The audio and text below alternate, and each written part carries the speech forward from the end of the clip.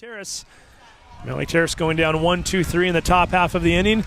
Gabby Calhoun for the second time today on the bump. Throws the first pitch to Dana Eby. Strike one called. Eby wearing the number 5, playing right field today.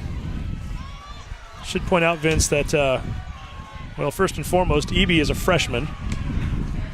Was getting the lineups from the Ferndale coach, and we didn't have much time to do it. That's what makes these softball games interesting. Once we get 15 minutes, the back-to-back game, you don't know who the team is until the game is over, so you really can't scout or get lineups ahead of time. But I was getting the lineups, and Ferndale 20 wins and 1 loss on the year. 1 loss on the year, I should say.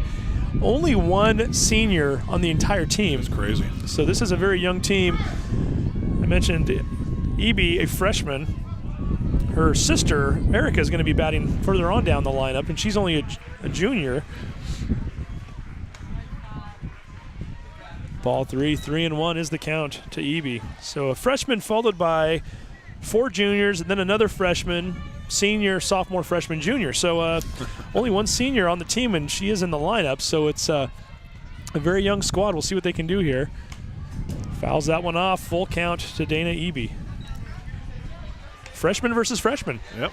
Not bad for a couple of 5s out there, too. A couple of 5s. Not bad for a district playoff game, round 2. Usually most students are happy just to make a team their freshman year, let alone playing a big game like this. See which number 5 comes out on top. It's going to be Eby as she draws ball 4. Trots on down to first base, and that's going to bring up the junior, Scarlett Nineheis. Nineheis wearing the number 22, also playing left field in this game.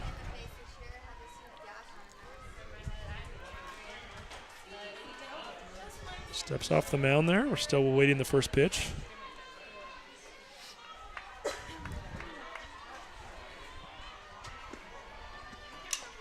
Tries for the bunt, fouls it off. Strike 1 to Nineheis.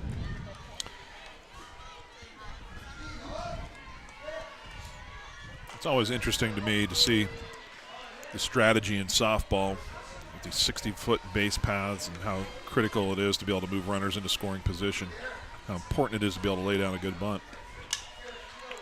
Tries for the bunt one more time and fouls it off for the second straight at bat. You're thinking, wait a second, that didn't look like a traditional bunt. It really isn't a traditional bunt. She's actually trying to drive that ball down into the ground along the third baseline, not just tap it down there. She wants to make sure that the third baseman has to field it.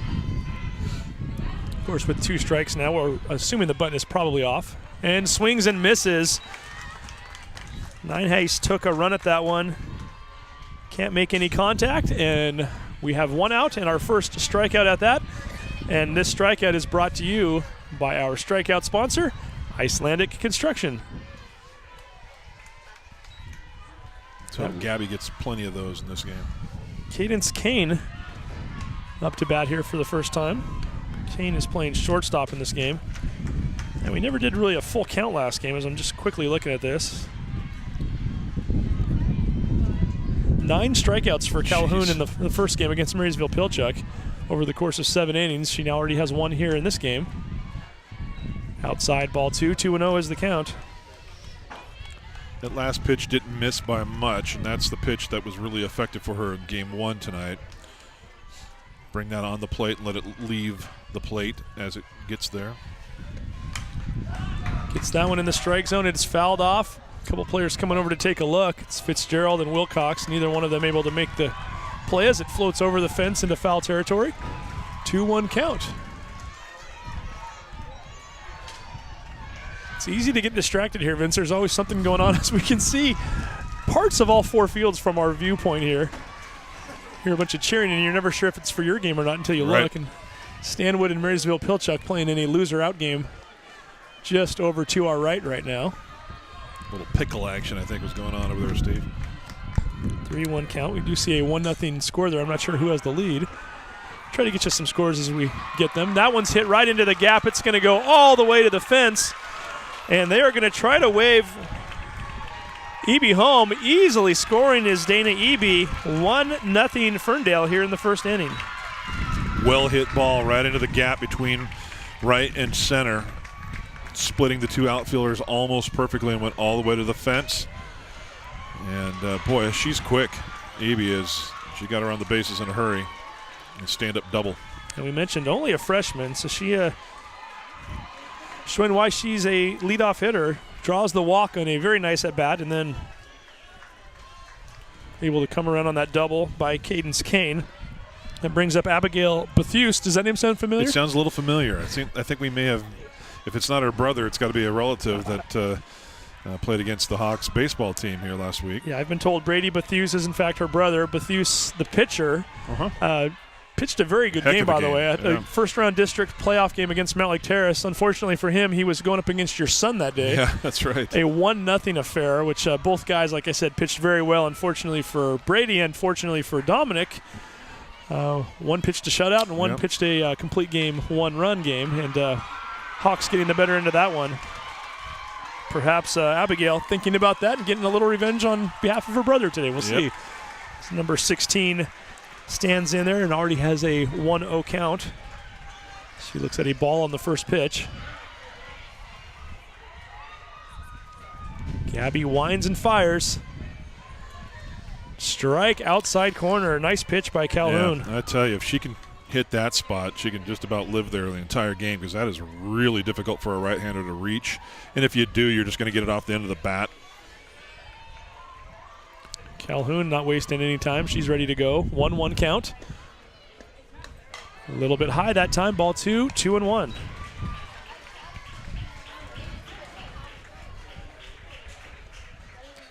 When that pitch is effective, Steve, she starts it on the plate and it finishes off the plate.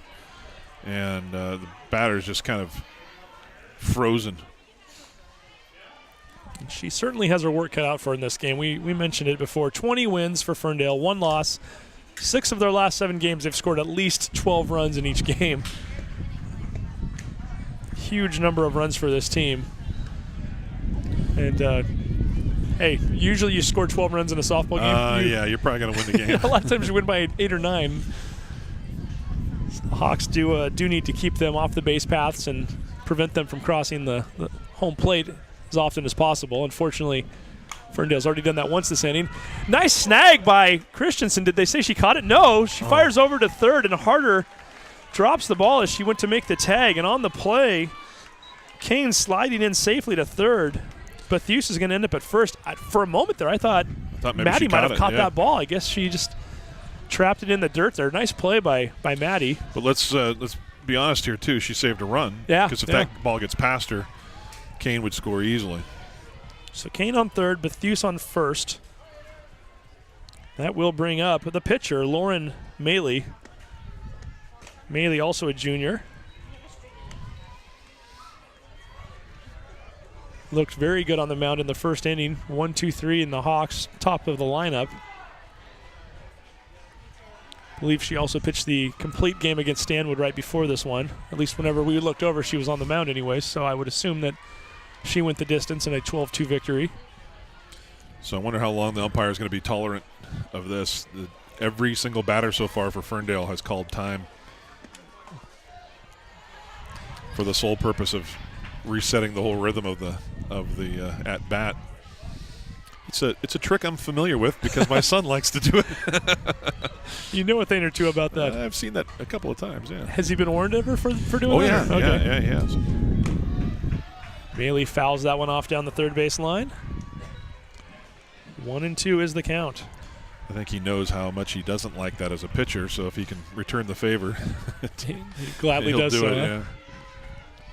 Well, perhaps when Calhoun comes up to the plate again in the second or third inning, she'll repay Maley as well, as Maley keeps stepping off on her. Mm-hmm. Gabby looks in, winds and throws. Hit right into center field. Standing right there is Aversano to make the quick catch. And immediately gets it back into the infield, holding Kane at third base. Nice play by Aversano to do so. 2 away, and that will bring up number 15, Savannah Schaller. I think Coach Rasmussen's probably going to school a little bit here on these hitters the first time through. And one thing we've learned, if Gabby leaves a ball anywhere waist high and right over the plate, it's going to get hit pretty hard. And that one was hit hard. It just was hit right to Aversano, so that's something we'll have to keep an eye on.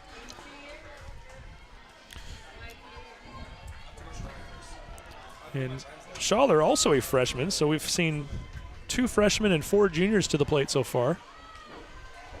The coach wants me to get faster first. Schaller fouls that one off, 0-2 count. So here was where Gabby needs to be smart with the pitch. Maybe throw something off speed, something off the plate, let the batter go fishing a little bit here. Gabby looks in. She's ready. She's winding. And the pitch. Fouled off once again. Still an 0-2 count. That's a pretty good decision coming inside on the hands there. I like that.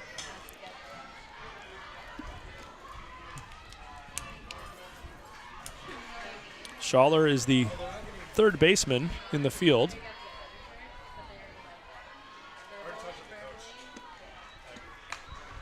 Hits that one right back to Calhoun. She looks at the plate, finally throws it over to first, and gets the put out over there. Ferndale threatens, and they do, in fact, get a run, but they don't come away with any more. They strand 2. We head to the second inning. Ferndale 1, Mount Lake Terrace 0. You are watching the Sound Live Sports Network. Clogged drain? Other plumbing problems? Call Action Jackson Plumbing for 24-hour service. Owned by a lifetime Edmonds resident and Edmonds Woodway grad, Action Jackson is the drain cleaning specialist. They can unclog most internal drains for only $99 plus tax. Call 425-877-5601 or visit actionjacksonplumbing.com.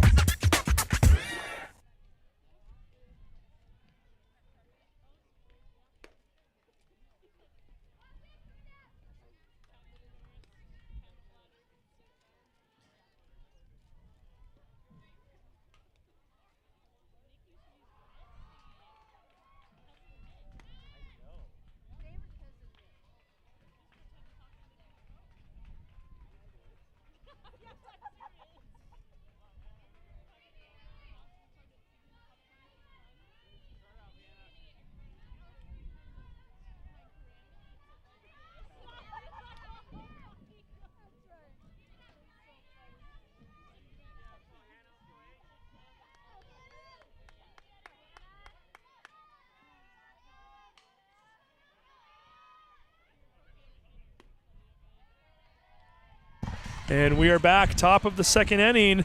Hawks trailing Ferndale 1-0. Second round action, a.k.a. the semifinals. Both of these teams advancing after winning a game earlier tonight. Hannah Wilcox up for her first time in this game, looking at a 1-1 count. Pin her over there. 0-1 count to Hannah.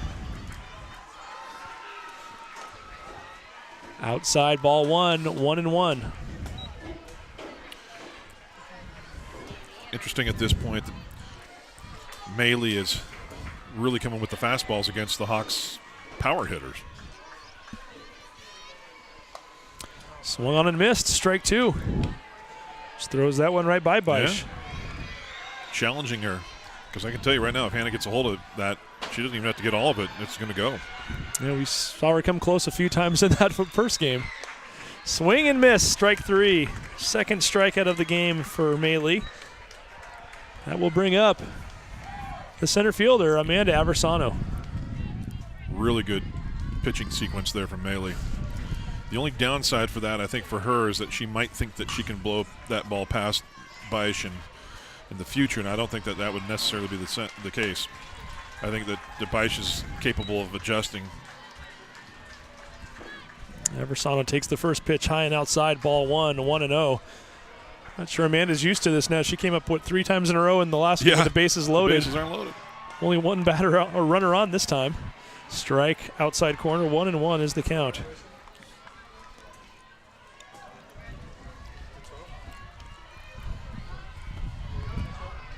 It's definitely a fun environment here when you've got four different fields going, 8 different teams. And with the games being as significant as they are, everybody's out here. A lot of the students supporting their fellow classmates, parents, family members. Very good crowd here, and that is another strikeout as Aversano swings and misses. The third strikeout of the game for Maley, and that will bring up Sammy Harder. I'm not so sure that was a strike either, that she's got a really nice ball that comes up and stays up. And the problem is that you can actually see that one. And it's probably pretty tempting to swing at. But, first time through the order here for the Hawks. Right down the middle, Yep. Strike one. She may not see as good a pitch as that to hit again. The junior has been very impressive so far. We figured she would be, and she's not disappointed. Strike two.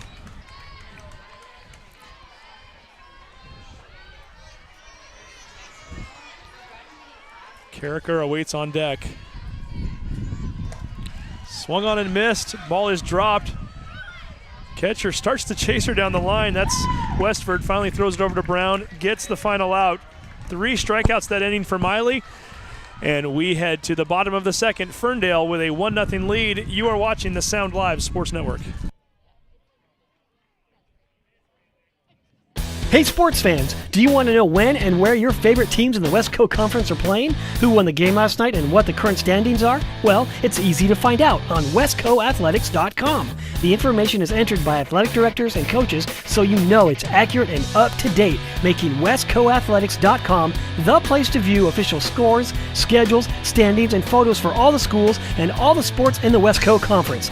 Follow us on Twitter and Facebook and check out westcoathletics.com, the official website of the Westco Conference.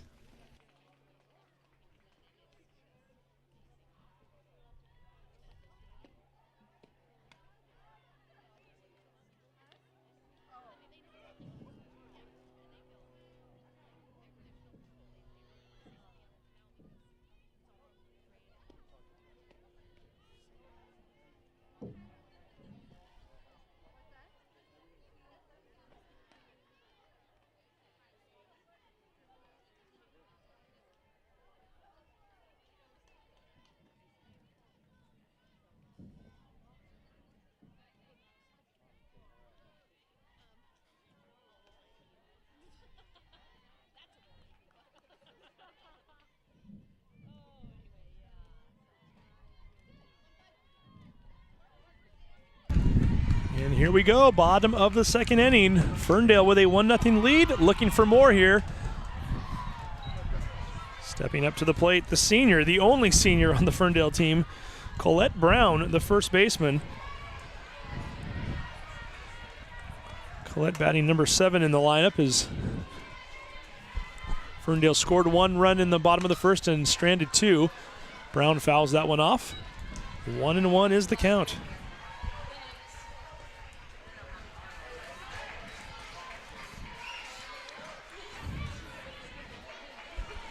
Be interesting to see what happens through the second time of the lineup. We know in the first game, Calhoun was breezing right along the first time through, and it almost felt like some of the batters made adjustments the second time as she gets the easy out on Brown on that play. 1-3, and that is the first out of the inning, and that will bring up the designated hitter, Erica Eby. You're exactly right, Steve, and that's what good hitters do. They talk to each other in the dugout. They share information as much as they can. And if the pitcher's not going to make an adjustment, then the pitcher can get in trouble, it's second or third time through the lineup. And I know that it would appear that somebody's calling the pitches from the Hawks dugout. I'm not sure if it's head coach Rasmussen. It appears it's one of the assistant coaches. And that might be helping Calhoun a little bit here. Right back to Gabby again. Oof. Throws that one a little bit high, but Fitzgerald makes the catch. Second straight put out by Fitzgerald on a hit right back to the pitcher, and that will bring up Drew Westford, the catcher.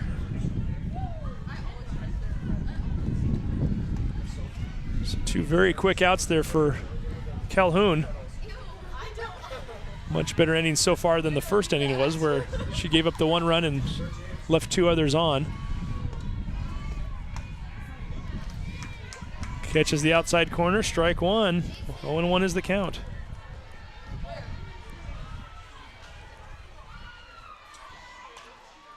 Calhoun wasting no time. She's ready to go again, and here it comes.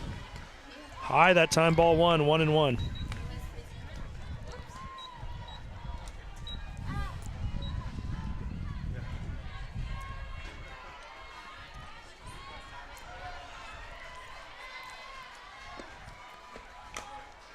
Chopped. pitch. Foul. 1 and 2.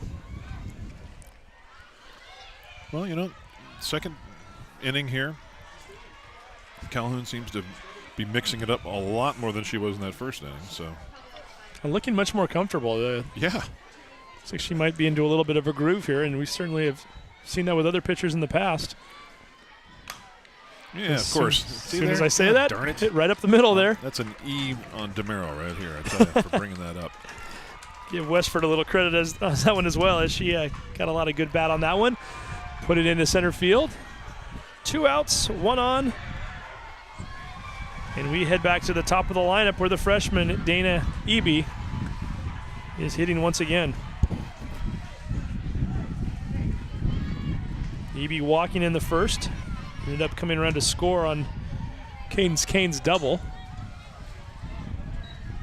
Ball 1-0. Saw it in the first inning as well. Eby does have some wheels too, so if anything hit on the ground, your best play might be at second. Lifts that one just foul down the right field line. Might have missed the line by about 4 or 5 feet, not by much. Fortunately for the Hawks, that is a long strike and brings up a 1-1 count. Wind continuing to blow here. We're feeling it up even up here in the booth right now. Maybe especially up in the booth. I'm sure you can hear it. Coming right through the headphones there. Ball 2, 2-1 is the count. Try to get you some more scores here as soon as we can. We've noticed the apparently Stanwood now with a 5-1 lead against Marysville Pilchuck. That is a loser out game, so if Pilchuck loses that one, the Wesco North champs would be sent home early. So they lost to Mount Lake Terrace 11-5 in the first game of the day. 2-2 count to Westford. Good pitch. Calhoun gets her on the inside portion of her hands there, fouls that one off, and we're still looking at 2-2. Look around here making sure that all the papers are covered. I'm afraid something's going to try to blow away. It's not feeling much like May right now, is it? Sun is still out, no rain today, so we can't complain about that. Just a bit high, ball 3, 3-2.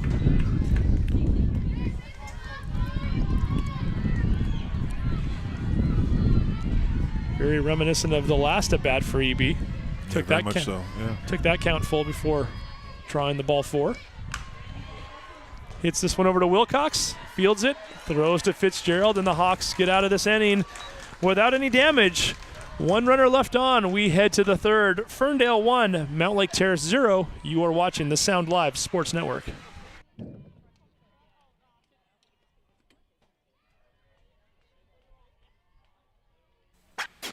Clogged drain? Other plumbing problems? Call Action Jackson Plumbing for 24-hour service. Owned by a lifetime Edmonds resident and Edu 5-877-5601 or visit actionjacksonplumbing.com.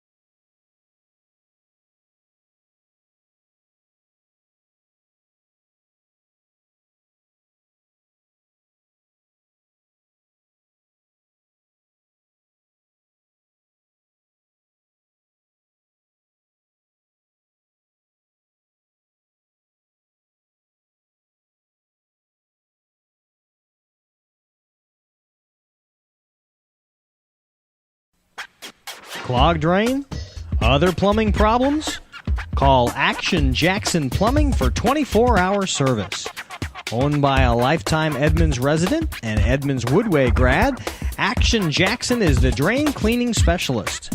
They can unclog most internal drains for only $99 plus tax. Call 425-877-5601 or visit actionjacksonplumbing.com.